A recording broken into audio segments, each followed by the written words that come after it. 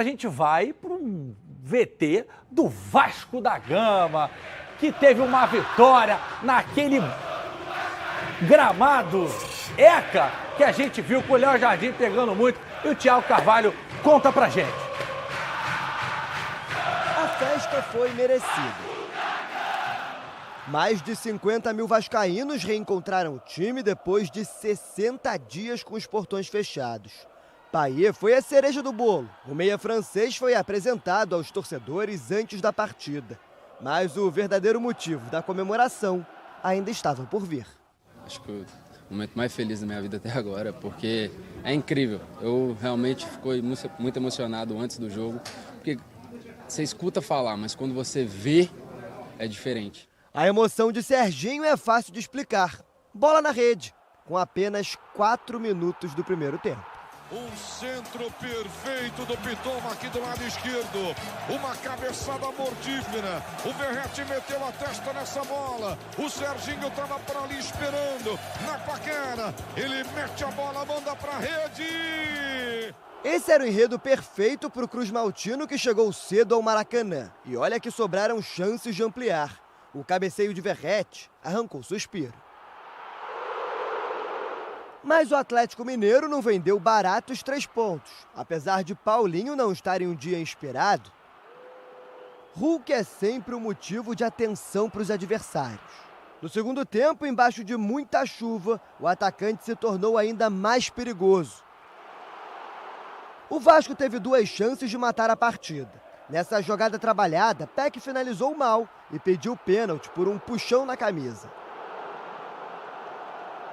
No lance seguinte, foi a vez de Verratti chutar para fora.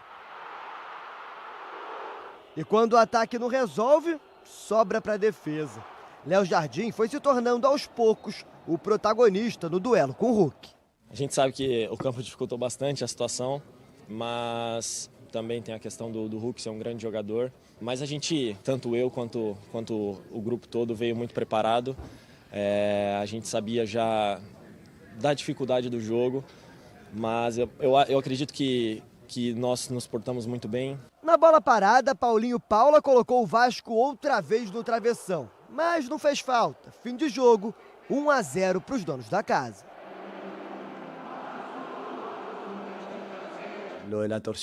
A torcida do Vasco hoje foi algo emocionante. A verdade é que eu desfrutei desde o primeiro minuto. Foi um sonho realizado vir à Catedral do Futebol e ter um resultado positivo.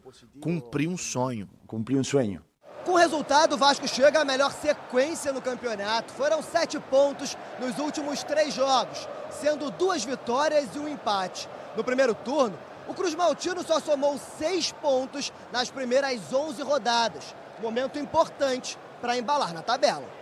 E eu acredito que agora, felizmente, as coisas também, a sorte está pendendo para o nosso lado e a gente tem tido essa confiança que muitas vezes nos faltou no primeiro turno. Voltando a falar da festa, o Vasco completa hoje 125 anos de história. Então, nada mais justo que comemorar. Muito legal esse detalhe que o Thiago trouxe pra gente, que o Vasco conquistou 7 pontos dos últimos 9.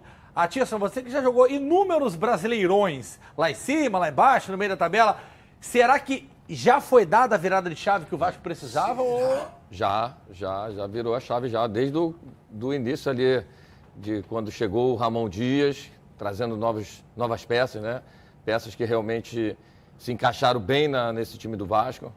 Jogadores que entraram com um perfil querendo realmente mudar a situação do Vasco da Gama e conseguindo demonstrar bom futebol, né? Encaixando bem também, né? Principalmente o Serginho, que fez um grande jogo. Individualmente, ele é um cara que consegue partir para cima, né? Aquele cara que consegue quebrar as linhas. O Praxedes jogando sempre muito bem, né, cara? O cara deu um equilíbrio ali naquele setor do meio campo. Queira ou não, o Medel lá atrás é um cara que... Ele sabe jogar em todas as posições, é uma liderança muito grande. O Verratti, a gente ainda está em dúvida ainda de como chamar o grande atacante. Ele briga o tempo todo, aquele cara que bola alçada na área, ele está ali, participa, você vê essa jogada de letra que ele faz. O Peck, apesar de não ter feito uma grande partida individualmente, às vezes tentando jogadas, às vezes que não deveria ter arriscado, mas ele, taticamente, ele é muito importante, né? Então, assim, o time do Vasco está hoje com uma cara bem interessante em relação à tomada de decisão dentro do campo, a postura. É um time que quer virar essa chave, quer ser realmente um grupo vencedor. E aí você pega um grande adversário, conseguindo fazer um grande primeiro tempo, aí o Léo Jardim fazendo grandes defesas. Então, assim, o time do Vasco entendeu, a torcida fazendo uma grande festa. Pô, assim, essa defesa, para mim, Getúlio, foi uma das mais difíceis, né, cara? Porque o campo molhado ali, cheio d'água, poça. A água você tá sendo legal, né?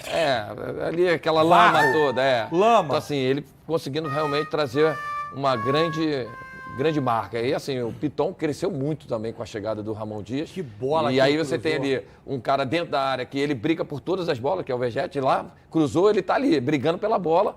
E dificilmente ele perde uma cabeçada, né, cara? Então, assim, o time realmente demonstrou um grande futebol.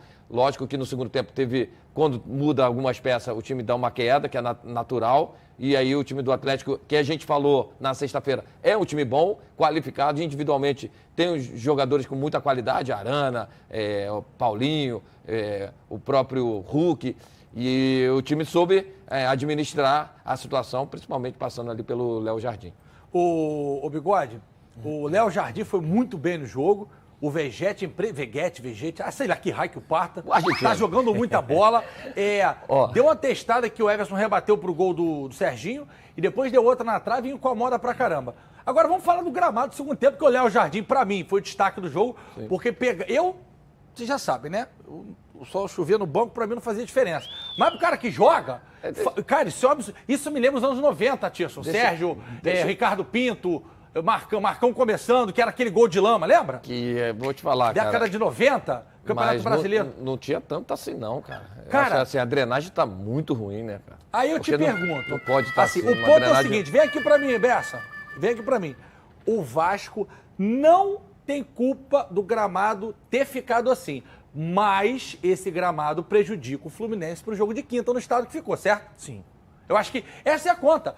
Vai ficar aqui, chove não molha, né? Ah, mas o Flamengo e o Fluminense não tomam conta. Ah, mas toma, não fica tão ruim. O Vasco jogou e destruiu. Cara, vai ser uma discussão estúpida, porque tem que cuidar do gramado. Agora, o Fluminense vai ser prejudicado na quinta-feira, porque eu nunca vi aquela lama no Maracanã. Eu acompanho futebol desde 89, que eu tinha 6 anos de idade, que eu fui a primeira vez com meu pai ao Maracanã.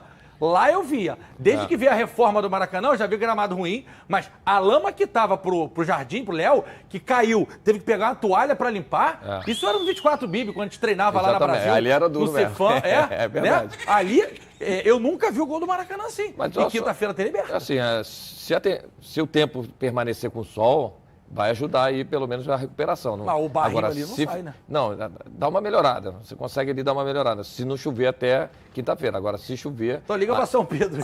Aí vai dar ruim, porque o Fluminense precisa realmente de um campo realmente para trocar passe. É o jogo do Fluminense, é o modelo de jogo do Fluminense dessa forma. Aí sim pode prejudicar. Ô, Bigode, e o que joga esse Paulinho, hein?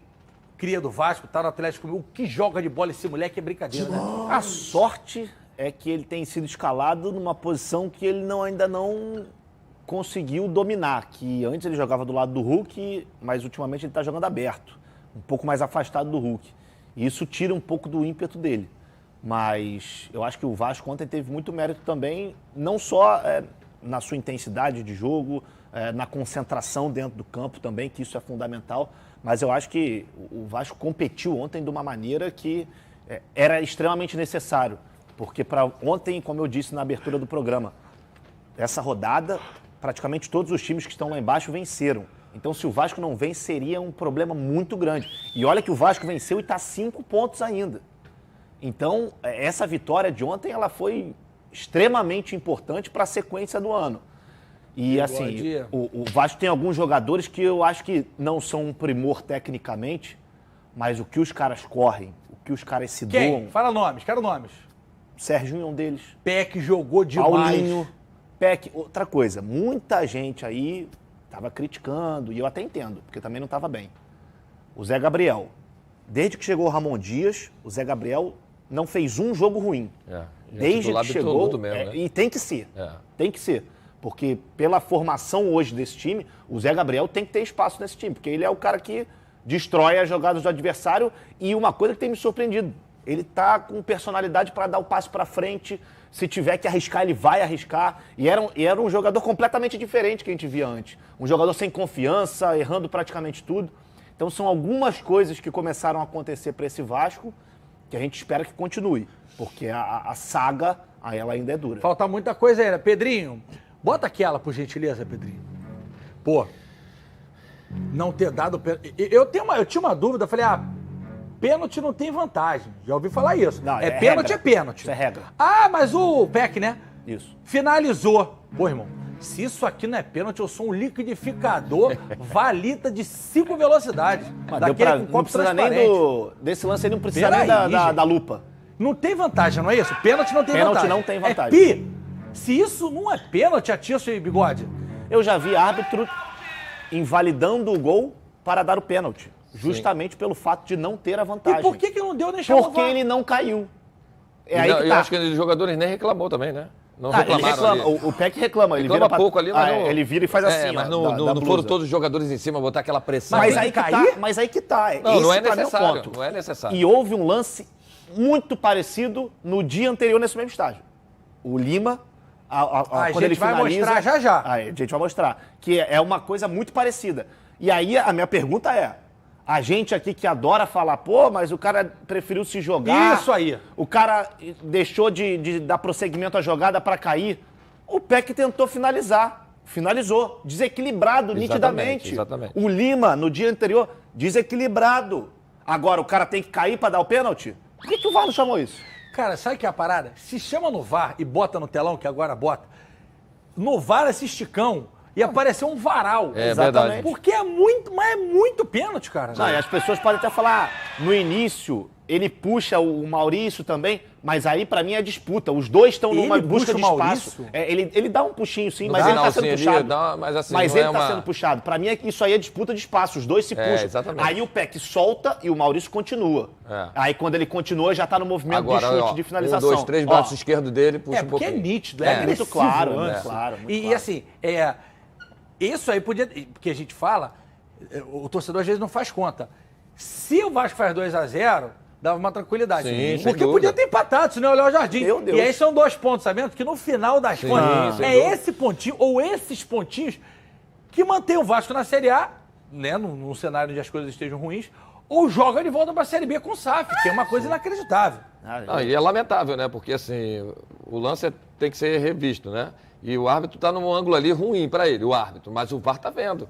Se você tem ali o ponto do VAR, é lógico que eu acho que o VAR não pode chamar o árbitro direto, o árbitro que tem que marcar. Então, assim, mas eles se falam. Mas nesse ponto ali, ele perdeu a jogada, o Peck perdeu o lance do jogo, da finalização, porque teve um desequilíbrio ali na puxada. Quando puxou ele, tira um pouquinho. Quando você tira um pouquinho o movimento do seu corpo, você perde a noção da batida. E foi ali que ele acabou errando, né? Desequilibrou Pênalti, claro. Pênalti, claro. E ele só solta a camisa do Peck depois que o que Peck ele finaliza. Exatamente. Ou seja, todo o movimento de finalização do Peck foi influenciado. Se o Peck fosse podia ter dado uma seguradinha e cair, não tinha como não dar pênalti. É isso que eu falo. Então, mas aí chuta. Mas é lamentável, porque o cara tem que simular o negócio, ele tá vendo ali.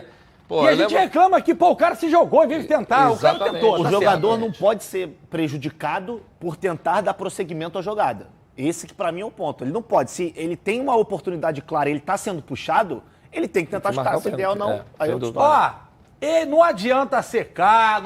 Rapaz, os negros fizeram um drone com a cara do Neymar no céu de Riad, da Arábia Saudita. Olha lá. Sauditão 2023-24 na tela da Band. Benzema, Neymar, Kanté, Koulibaly, Firmino. CR7, Firmino, Mendy goleiro, Milinkovic, Savic, Marcelo Groen. Ibanez Estão agora. querendo o Alisson. Rapaz, os negros fizeram a cara do Neymar no céu com drone. Eu fico pensando como é que o drone não bate no outro. E que coisa linda também. O time venceu, não venceu? Eu acho que não venceu, não. Tava ganhando de 1-0 quando eu vi. Empatou. Tava 1-1. Inclusive os grandes times aí, de grandes investimentos, estão passando perrengue. Eu tava vendo depois o Al-Ittihad, que é o do Benzema. Se lascou também. Também tava empatando. Acho que terminou empatado. Você acompanha tudo na tela da Band, que tá na tela da Band também. Neymar is blue, que é azul, né? Que é o time lá do Al Hilal. Não é aquele negócio da TIM, não. Pode ser também que patrocina a gente. Olha aqui, que tá na tela da Band também, o Cariocão 2024. Você sabe, você viu o show que a gente deu. E o Sampaio Correia bateu o Olaria e conquistou o título da Série A2 do Carioca. E no Campeonato Carioca do ano que vem vai estar na tela da Band. Olha lá, aos 18 do primeiro tempo, depois da cobrança de escanteio, Pablo Ricardo abriu o placar pro Sampaio Correia. Emerson empatou pro Olaria. Eu pensei, vai azedar. Ah, meu Deus do céu. Mas no segundo tempo, o time da região dos Lagos, com ele, Elias, artilheiro do campeonato, meu parceiro, cobrando pênalti, matou o jogo, fez o gol e depois o Otávio teve mais um também, não é isso? Pênalti. Essa comemoração do Elias eu não entendo, que ele pula de cara no chão. E aí o Otávio bateu, parabéns Sampaio Correia, ao treinador Silvestre, trabalho incrível. Elias, tu é brabo, irmão, tu é artilheiro. Pegou o Sampaio Correia de novo na volta e levou, trouxe pra Série A na tela da Band. Hein, Bigode? Fez muito gol no Resende, o Elias. Já comemorei muito gol dele lá no Estádio Trabalhador. Inclusive em mim, né? Inclusive, mas aí também você não era difícil fazer gol em mim, não, né? Você é fácil. Quero mandar um beijo também pro presidente, pro Rômulo. Fiquei sabendo que vai chover a camisa do Sampaio Correia aqui, hein? Então a gente cobra do Rômulo, do presidente, do Silvestre. E Elias, se não mandar, só vai chutar na trave no Cariocão na tela da Band. Sacanagem, tamo junto. Bigode? Tamo junto. Valeu, moleque. Até amanhã. Valeu, meu garoto. Tamo junto. Galera, boa tarde pra vocês. Obrigado pela audiência. Hoje tem Lucas Tilt no Mundo GV Betano pra galera que gosta de fazer uma fezinha. E vai ter um sorteio da camisa do Vasco. Tem que ligar lá. Se inscreve aí. Olá, torcedor Cruz Maltino, seja muito bem-vindo ao canal Gigante da Cruz de Malta. Se gostou do vídeo, se inscreva no canal, para não ficar de fora das notícias de primeira mão do nosso Vascão.